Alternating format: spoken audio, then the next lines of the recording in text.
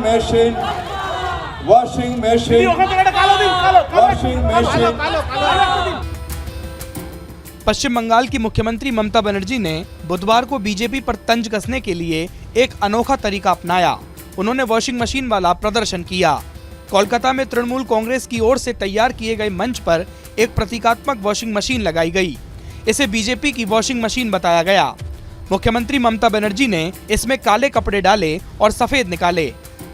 दरअसल सीएम ममता बनर्जी और उनकी पार्टी की ओर से तंज कसा गया कि बीजेपी शासन में केंद्रीय एजेंसियों के जरिए विपक्ष को परेशान किया जाता है, लेकिन जैसे ही कोई विपक्षी नेता बीजेपी में शामिल होता है तो वह निर्दोष हो जाता है।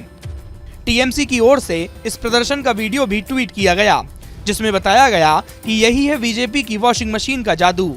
वहीं प्रदर्शन के दौरान टीएमसी कार्यकर्ताओं की ओर से वॉशिंग मशीन भाजपा के नारे लगाए गए। अन्य रिपोर्ट्स के मुताबिक बंगाल की सीएम ममता ने बीजेपी की केंद्र सरकार के खिलाफ 2 दिवसीय धरने का आयोजन किया है। धरना शुरू करते हुए ममता बनर्जी ने कहा, बीजेपी वॉशिंग मशीन बन गई है, चोरों और लुटेरों की लिस्ट निकालो, वे सभी वहां बैठे हैं। मुझे संविधान के बारे में उनके प्रवचन सुनने हैं। सीएम ममता ने कहा, मुझे धरना देने का पूरा अधिकार है, जरूरत पड़ी तो मैं प्रधानमंत्री आवास पर भी धरने पर बैठ सकती हूं। बता दें कि लोकसभा चुनाव 2024 से पहले पश्चिम बंगाल में स्थानीय निकाय चुनाव होने हैं। उससे पहले केंद्र से मिलने वाले फंड को लेकर राजनीति गरमाई हुई है। मुख्यमंत्री ममता ने केंद्र सरकार पर राज्य में केंद्रीय योजनाओं के लिए फंड नहीं देने का आरोप लगाया है। एक दिन पहले उन्होंने कहा था कि केंद्रीय बजट में मनरेगा और आवास योजना के लिए केंद्र सरकार की ओर से 1 भी रुपया नहीं दिया गया है। इसी को लेकर ममता 2 दिवसीय धरने पर बैठी हैं।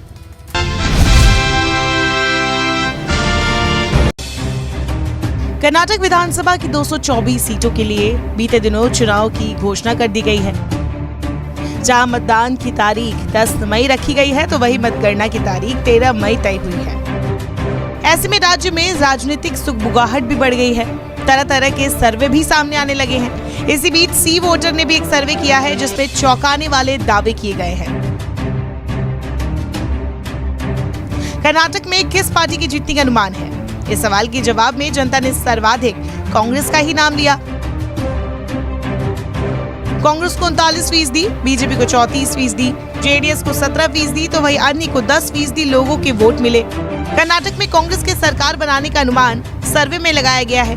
एबीपी सी वोटर सर्वे के मुताबिक कांग्रेस को राज्य में 115 से 127 सीटें मिलने का अनुमान है, वह बीजेपी को 68 से 80 सीटें, तो जेडीएस को 23 से 35 सीटें मिलने का अनुमान लगाया गया है। वही अन्य को 0 से 2 सीटें मिलती दिख रही है। ओल्ड मैसूर रीजन में कुल 55 सीटें हैं। इन 55 सीटों में बीजेपी 1 से 5, कांग्रेस 24 से 28 और जेडीएस 26 से 27 सीटें पा सकती है। ग्रेटर बेंगलुरु रीजन में 32 सीटें हैं। इस क्षेत्र में बीजेपी को 11 से 15, कांग्रेस को 15 से 19 और जेडीएस को 1 से 3 सीटें मिलने का अनुमान है। यानी को इस क्षेत्र में 0 से 1 सीट मिल सकती है। इस क्षेत्र में वोट प्रतिशत की बात करें तो बीजेपी को 37%, कांग्रेस को 39%, जेडीएस को 20% और अन्य को 4% वोट मिलने का अनुमान है। कर्नाटक विधानसभा चुनाव में सबसे बड़ा मुद्दा क्या है? इस सवाल के जवाब में 29% जनता ने कहा कि बेरोजगारी सबसे बड़ा मुद्दा है। वही बुनियादी सुविधाएं, वही 22% लोगों ने माना बुनियादी सुविधाएं सबसे बड़ा मुद्दा है। वही 19% लोगों ने माना शिक्षा बड़ा मुद्दा है। वही 13% लोगों ने भ्रष्टाचार को बड़ा मुद्दा माना, तो वही 3% लोगों ने कानून व्यवस्था को और 14% लोगों ने अन्य कारणों को बड़ा मुद्दा माना है। चुनाव में कौन सा मुद्दा प्रभावी होगा? इस सवाल के जवाब में सबसे ज्यादा 25% ध्रुवीकरण को मिला। वही 15% के साथ जनता को लगता है कि कावेरी जल विवाद का मुद्दा सबसे ज्यादा प्रभावी होगा। तो 31% लोगों ने माना कि लिंगायत आरक्षण और प्लस हिजाब विवाद भी बड़ा मुद्दा होगा। वही 13% लोगों ने माना कि राज्य सरकार के काम का मुद्दा सबसे ज्यादा प्रभावी होगा। तो वही 6% लोगों ने कानून व्यवस्था, 7% लोगों ने राष्ट्रवाद, तो 3% लोगों ने आम आदमी को बड़ा फैक्टर माना। कर्नाटक में सीएम की पहली पसंद कौन? इस सवाल के जवाब में जनता ने पहली पसंद सिद्धारमैया को बताया। वही 31% के साथ बोम्मई दूसरे नंबर पर रहे। तो वहीं तीसरे नंबर पर कुमार स्वामी 21% के साथ रहे। वहीं हैरानी की बात ये रही कि कांग्रेस के दूसरे कैंडिडेट डीके शिव कुमार को सिर्फ 3% लोगों ने मुख्यमंत्री की पसंद बताई। वहीं 6% लोगों ने अन्य को अपना वोट दिया। वर्तमान में बीजेपी सत्ता में और कांग्रेस मुख्य विपक्षी दल की भूमिका में है। जनता दल सेक्युलर प्रदेश में तीसरी बड़ी राजनीतिक ताकत है। वही आम आदमी पार्टी भी गुजरात के बाद यहाँ अपनी किस्मत आजमाने वाली है। तो साफ है इस बार का चुनाव काफी अहम होने वाला है, जहां बीजेपी और कांग्रेस के बीच कड़ी फाइट देखी जा सकती है।